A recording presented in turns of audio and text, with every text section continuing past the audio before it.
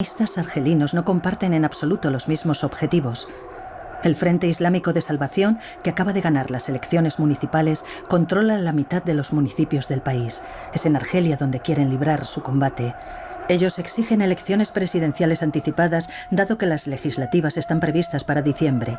En Argelia, Abbasi Madani y Ali Belhaj endurecen su tono y preparan a sus tropas para la batalla.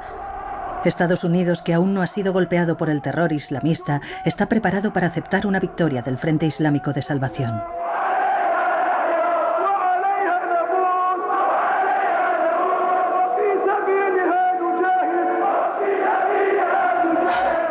El FIS lanza a sus militantes al asalto de la capital. El presidente Chadli pierde el control de Argel, decreta el estado de sitio y hace arrestar a los 2 líderes del Frente Islámico, pero comete el error de no prohibir su partido. Los dirigentes del movimiento se refugian en Europa, en París y sobre todo en Londres, donde saben que pueden beneficiarse de una impunidad total. Finales de diciembre de 1992, la noche de la primera vuelta, el Frente Islámico de Salvación encabeza con una amplia ventaja las elecciones legislativas. Su victoria es inevitable. El presidente Chadli dimite y deja las riendas a un gobierno militar provisional que decreta el estado de excepción y suspende el proceso electoral. La segunda vuelta de las elecciones no se celebrará. Es un verdadero golpe de Estado. Cuando se tienen 2 bandos enfrentados y los 2 abogan por el uso legítimo de la violencia y de la fuerza, es el más fuerte el que gana. De forma que nos encontrábamos ante un régimen de generales que reivindicaba el uso legítimo de la violencia y de la fuerza, y ante los islamistas, a grupos islamistas muy poderosos en aquella época, que reivindicaban igualmente la legitimidad de recurrir a la violencia y a la fuerza.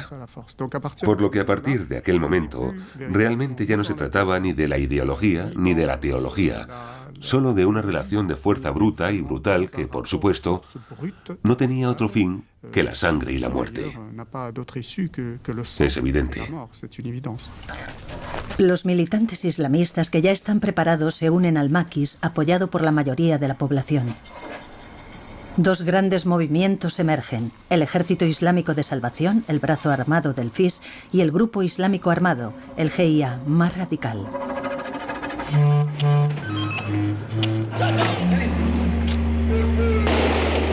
La policía y el ejército lanzan una oleada de detenciones masivas en los medios islamistas y de deportaciones a los campos del sur del país. Los campos eran la escuela de los mandos del GIA.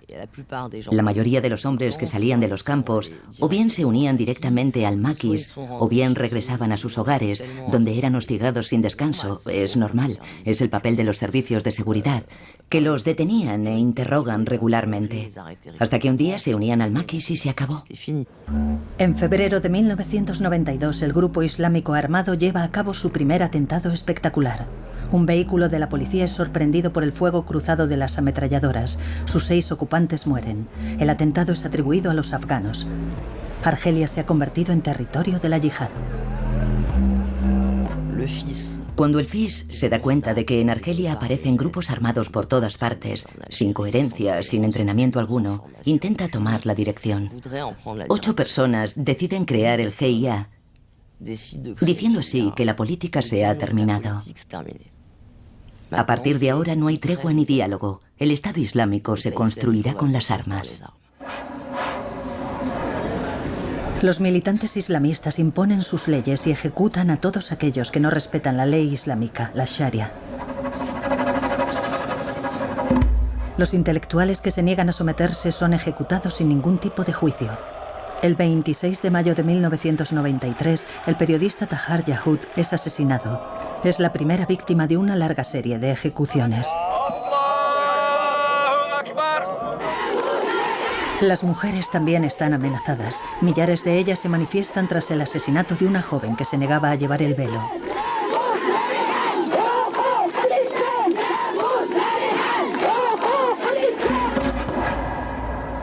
El 1 de noviembre de 1994, los islamistas celebran a su manera el 40 aniversario de la Guerra de Independencia. Lanzan una granada a un cementerio donde tiene lugar una ceremonia conmemorativa a la que asisten niños.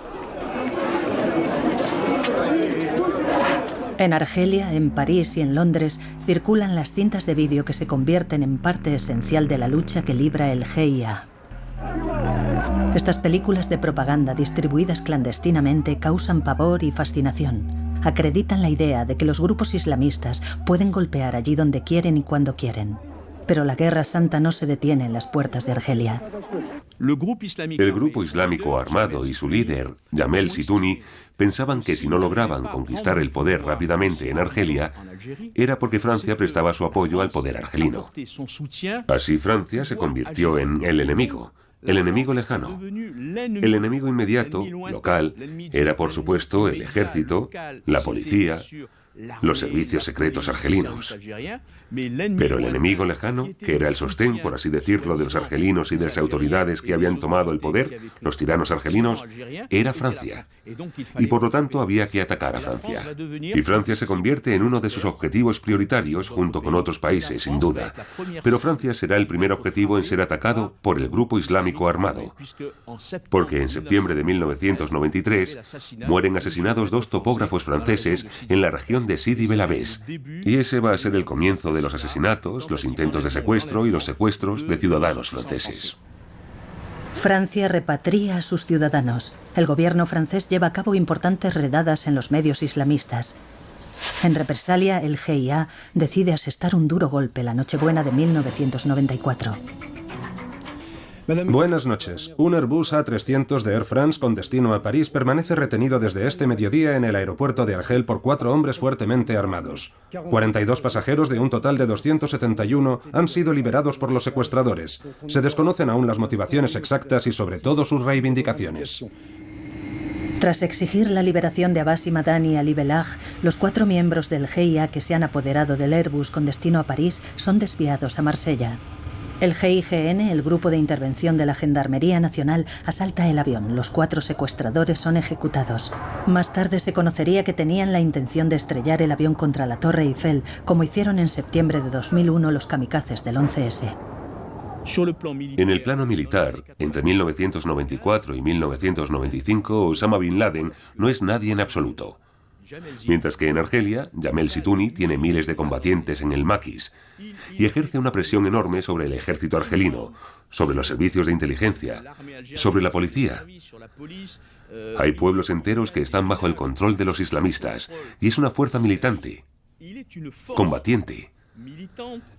Y es en ese momento cuando él recibe las proposiciones que le hacen llegar los intermediarios, especialmente del movimiento islámico egipcio, que se presentan como emisarios de Osama Bin Laden, para pedirle a Jamel Zitouni que le rinda pleitesía. Sí, que le rinda pleitesía. Y Jamel Zitouni les dice, ¿pero cuántas divisiones representa Bin Laden? Eso no es nada. Así que Jamel Zitouni, en esa época, se niega. Pero, ¿quién es Bin Laden? A comienzos de los años 90, ¿quién se preocupa por él? ¿Quién conoce su nombre? Para aquellos que lo conocen de algo, es un hijo de ricos, el hijo de una familia saudí que nunca ha tenido ningún papel en la yihad. Y cuando hablamos de él a militantes que lo conocieron en la época, libios y argelinos con los que he discutido, te cuentan hasta qué punto ese tipo les exasperaba. Pero ¿quién es ese tipo? ¿Quién es ese saudí que se cree de repente el jefe de la yihad internacional? ¿Qué es lo que ha hecho?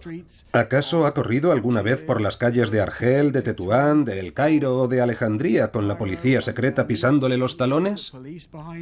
Jamás. Es un don nadie sin ninguna experiencia que nunca ha hecho nada. Y cuando en aquella época Bin Laden envía al GIA una serie de embajadores para persuadirles de que se unan a él, de encontrar una forma de colaborar, es mandado secamente a paseo. Incluso algunos de sus emisarios llegan a ser amenazados físicamente. El GIA no quiere saber nada de ese saudí, ni de su cruzada contra América y contra Occidente. De Francia, sí. En junio de 1995, el órgano central del GIA, el diario El Ansar, anuncia que Francia será atacada de nuevo. Que Francia se prepare para recibir mensajes más claros. Que los hijos del adulterio preparen muchas sillas delante de sus televisores. El 11 de julio de 1995, el jeque saharaui, favorable al inicio de conversaciones con el gobierno argelino, es abatido en el centro de París de un balazo en la cabeza en la sala de oración de la mezquita de la calle Mira. Es el inicio de una serie de atentados que van a ensangrentar Francia. El terror ha cruzado el Mediterráneo. El 25 de julio, una bomba llena de clavos escondida bajo un asiento causa 8 muertos y 117 heridos en la estación de cercanías de Saint-Michel. El 17 de agosto, un nuevo artefacto oculto en una papelera de la plaza de l'Étoile causa 16 heridos. El 26 de agosto es descubierta una bomba en un tren de alta velocidad cerca de Lyon. El artefacto permitirá seguir la pista a uno de los autores del atentado de la estación de Saint-Michel, Khalek Kelkal, que no figuraba en los archivos de la lucha antiterrorista. Kelkal se habría radicalizado tras una estancia en prisión, acusado de participar en el comando de la calle Mira y en el atentado de la estación de cercanías de Saint-Michel, se convierte en el enemigo público número 1. Tras una persecución de varias semanas, es abatido por los gendarmes en un suburbio de Lyon el 29 de septiembre de 1995. En Argelia, el GIA continúa secuestrando ciudadanos franceses. La noche del 26 de marzo de 1996, 7 monjes trapenses del monasterio de Tibjirine son secuestrados y retenidos durante 2 meses. En mayo, un comunicado atribuido al grupo islámico armado reivindica su asesinato. Sus cabezas son encontradas cerca de la ciudad de Medea.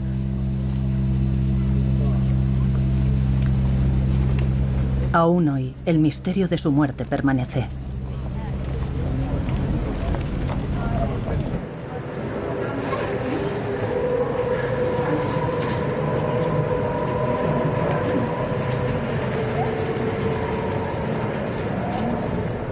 En 1996, realmente el GIA se vuelve contra la población y quiere castigarla. Y Jamel Sitouni comete ese error. Pero el GIA ya ha entrado en esa deriva. Como todos los movimientos terroristas, conocen derivas de ese tipo, derivas criminales, mafiosas e ideológicas. Entonces él se pronuncia y emite una fatua declarando impío al pueblo argelino. En los suburbios de Argel, los habitantes de Bentalla apoyan a los militantes del Frente Islámico de Salvación, que se dispone a negociar una tregua con las autoridades argelinas. La noche del 22 de septiembre de 1997, un grupo de hombres armados entra en la aldea, bloquean los accesos y masacran sistemáticamente con armas blancas a casi 500 personas, incluidos niños y mujeres embarazadas, que son destripadas. Aún hoy se desconoce quién estaba detrás de esta voluntad de eliminar a toda la población del pueblo.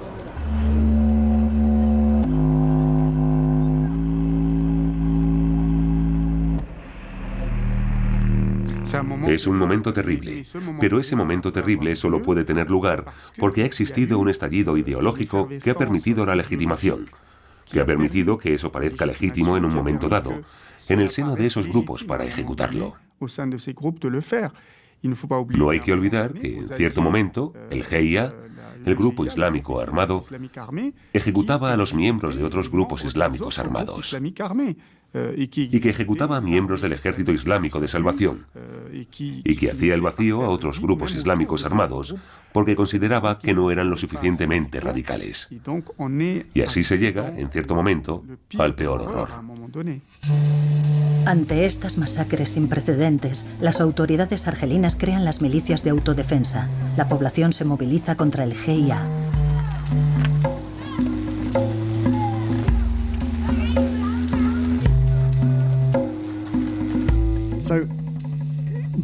A mediados de los años 90, en Argelia este movimiento está prácticamente agotado. Está a punto de perder el apoyo político de la población. Ya ha perdido su ventaja sobre los cuerpos de seguridad, que han conseguido organizar su respuesta. Todos sabemos lo que pasó en Argelia y el grado de cinismo que alcanzó esta respuesta, y se puede decir que, pagando el precio de inmensas atrocidades, funcionó, empujando a los extremistas argelinos a una violencia cada vez más extrema. Les hicieron más y más vulnerables a medida que perdían el apoyo de la población. A finales de la década, los defensores de la línea dura de la violencia